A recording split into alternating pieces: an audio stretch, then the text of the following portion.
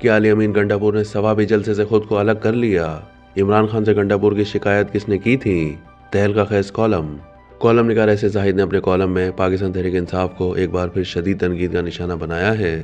وہ لکھتے ہیں کہ پی ٹی آئی نے 8 فروری کو ثوابی میں جلسے کا اعلان کرتے ہوئے دعویٰ کیا ہے کہ یہ خیبر پختونخوا کی تاریخ کا سب سے بڑا جلسہ ہوگا۔ پی ٹی آئی کی ساری توجہ ثوابی کے جلسے پر ہے۔ ادھر اسی تاریخ کو پی ٹی آئی نے لاہور کے مینار پاکستان پر جلسہ کرنے کی اجازت کے لیے انتظامیہ کو درخواست دے دی ہے۔ یہ پی ٹی آئی کی حکمت عملی کا حصہ ہے، کیونکہ اس جماعت کو معلوم ہے کہ پنجاب سے حزب سابق کوئی بھی ثوابی جلسے میں آنے کو تیار نہیں ہے۔ ویسے بھی پنجاب میں پی ٹی آئی بھی اس پوزیشن پر آ گئی ہے جس پر پاکستان پیپلز پارٹی تاحال کھڑی ہے۔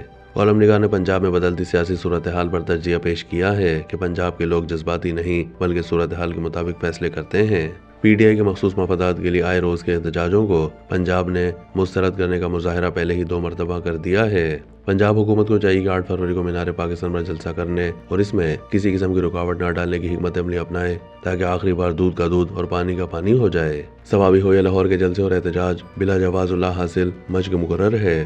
P T I Khyber Pakhtunkhwa کے نو منتخب صدر نے جذباتی انداز میں بہت بڑی ذمہ داری کا ٹوکرا تو سر پر اٹھا لیا ہے، لیکن کہیں یہ سر منڈواتے ہی اولے پڑنے والا معاملہ نہ ہو جائے۔ ایسے زاہد ذرائع کا حوالہ دیتے ہوئے لکھتے ہیں کہ جن کی سفارش پر جنید اکبر خان کو صوبائی صدارت کی ذمہ داری دی گئی ہے، ان کے اور علی امین گنڈاپور کے درمیان شدید اختلافات کوئی ڈھکی چھپی بات نہیں ہے۔ دوسری طرف چونکہ جنید اکبر خان اور ان کے گروپ کے علی امین گنڈاپور کے ساتھ اختلافات بھی پوشیدہ نہیں ہیں، اسی لیے پارٹی کی صوبائی صدارت کی ذمہ داری ان کو دے دی گئی ہے۔ اس طرح یہ جنید اکبر خان کے لیے ایک بڑا امتحان ہے اور اس میں کامیابی یا ناکامی ان کے مستقبل کا فیصلہ کرے گی۔ نو منتخب صوبائی صدر نے پی ٹی آئی قیادت کو ہومیوپیتھک قرار دیا ہے۔ اب 8 فروری کو دیکھنا ہوگا کہ تمام تر بلند و بانگ دعووں کے مطابق وہ ایلوپیتھک ثابت ہوتے ہیں یا حکیمی علاج کی طرف جاتے ہیں۔ ابھی تک نہ تو دیگر اپوزیشن جماعتیں پی ٹی آئی پر اعتماد کرنے پر تیار ہیں، نہ ہی پی ٹی آئی کی طرف سے کوئی خاص پیش رفت نظر آئی ہے۔ مولانا فضل الرحمان اور جماعت اسلامی کبھی بھی پی ٹی آئی کی کشتی میں سوار نہیں ہوں گے، کیونکہ یہ دونوں جماعتیں مدبرانہ سوچ اور سیاست کی حامل ہیں، جبکہ پی ٹی آئی کا طرز سیاست ان سے بالکل مختلف ہے۔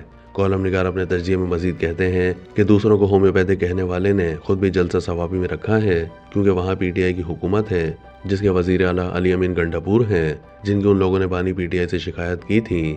گویا نئی صوبائی قیادت جلسے کی کامیابی کے لیے اب بھی علی امین گنڈاپور کی محتاج ہے، لیکن ذرائع نے بتایا کہ علی امین گنڈاپور اب صرف وزارت اعلیٰ کے معاملے پر توجہ دینے کا فیصلہ کر چکے ہیں اور سیاسی معاملات بشمول ثوابی جلسے سے الگ ہو کر تیل دیکھو اور تیل کی دھار دیکھو کی پالیسی پر عمل پیرا ہیں۔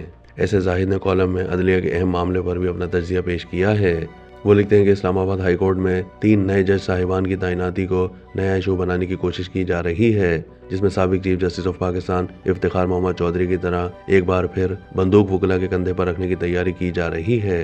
افتخار چودھری کے معاملے پر جن وکلا نے مارے کھائی تھیں، ان کو افتخار چودھری کی بحالی کے چند روز واہ واہ اور شاباش ملنے کے علاوہ کیا ملا، بلکہ مبینہ طور پر بعض نے کچھ ہی عرصے کے بعد پچھتاوا محسوس کیا۔ اس بار تو وہ حالات بھی نہیں ہے، یہ تو عدلیہ کی آپس کی لڑائی ہے جس کا فائدہ یا نقصان انہی کو ہے۔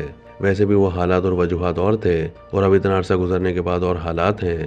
ججز کی تعیناتی اور اس سے پہلے بھی آپس کی لڑائی کی وجوہات اور ہیں۔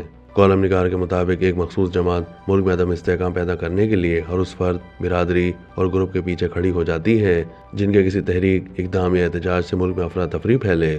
یہ طرز عمل سیاسی سوچ اور عمل کے بالکل متضاد ہے۔ اس کا نہ تو مخصوص جماعت کو کوئی فائدہ ہو سکتا ہے، نہ ہی کسی کی رہائی ہو سکتی ہے۔